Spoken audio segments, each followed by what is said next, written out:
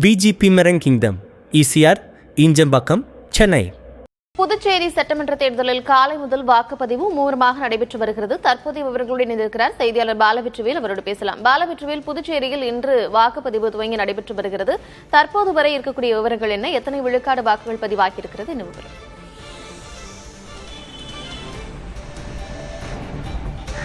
கார்த்திகா, புதுச்சேரி சட்டமன்ற தேர்தலுக்கான வாக்குப்பதிவு இன்று காலை 7 மணிக்கு தொடங்கி விறுவிறுப்பாக நடைபெற்று வருகிறது. 11 மணி நிலவரப்படி 38.9% வாக்குகள் பதிவாகி இருக்கிறது. அதாவது 3,58,000 பேர் வாக்களித்திருக்கிறார்கள்.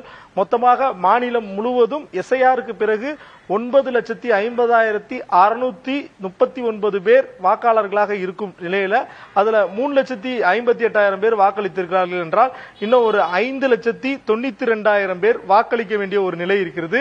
11 மணி நிலவரப்படி 38.9% என குறிப்பிட்டிருந்தோம். கடந்த சட்டமன்ற தேர்தலோடு இதை ஒப்பிட்டு பார்த்தோம் என்றால் கடந்த சட்டமன்ற தேர்தலில் 33% மட்டும்தான் வாக்குப்பதிவு நடந்த நிலையில இந்த முறை 5%க்கு மேல் வாக்குப்பதிவு அதிகமாக நடைபெற்றிருக்கிறது.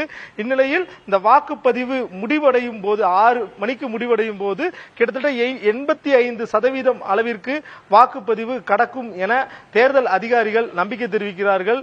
தற்போது வெயிலினுடைய தாக்கம் அதிகமாக இருப்பதன் காரணமாக காலையில 10 மணிக்கு முன்னதாகவே வாக்காளர்கள் பெரும்பாலானவர்கள் வாக்களித்து விட்டார்கள். தற்போது வாக்குச்சாவடிகளில் குடிநீர், மோர் மற்றும் மின்விசிறி போன்ற வசதிகள் செய்யப்பட்டிருக்கின்றது.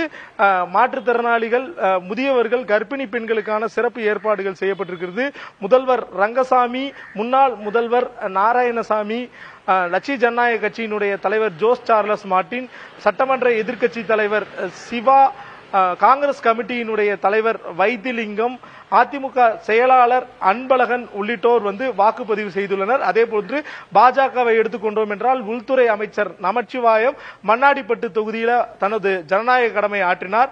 அதே போன்று மாநில தலைவர் ராமலிங்கம் ராஜ்பவன் தொகுதியில ஜனநாயக கடமை ஆற்றியிருக்கிறார். இதே போன்று பெரிய முக்கியமான தலைவர்கள் அனைவரும் வாக்களித்து விட்டார்கள்.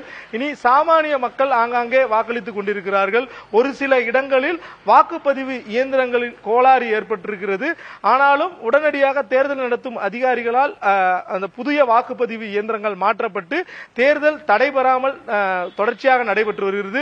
புதுச்சேரி, காரைக்கால், மாஹி, ஏனாம் உள்ளிட்ட 4 பிராந்தியங்களிலும் தேர்தல் விறுவிறுப்பாக நடைபெற்று வருகிறது. கார்த்திகா, முக்கியமாக காலை முதலே வாக்காளர்கள் மிகுந்த ஆர்வமோடு வாக்களித்து வருகிறார்கள். இந்த காட்சிகளை பார்க்கிறோம். தற்போது வரை 38.9 விழுக்காடு வாக்குகள் பதிவாகி இருக்கிறது. மாலை வரை எவ்வளவு விழுக்காடு வாக்குகள் பதிவாகி இருக்கிறது என்பதை தொடர்ந்து பார்க்கலாம். தற்போதைய விவரங்களுக்கு நன்றி Balan. BGP Merang Kingdom, ECR, Injambakkam, Chennai.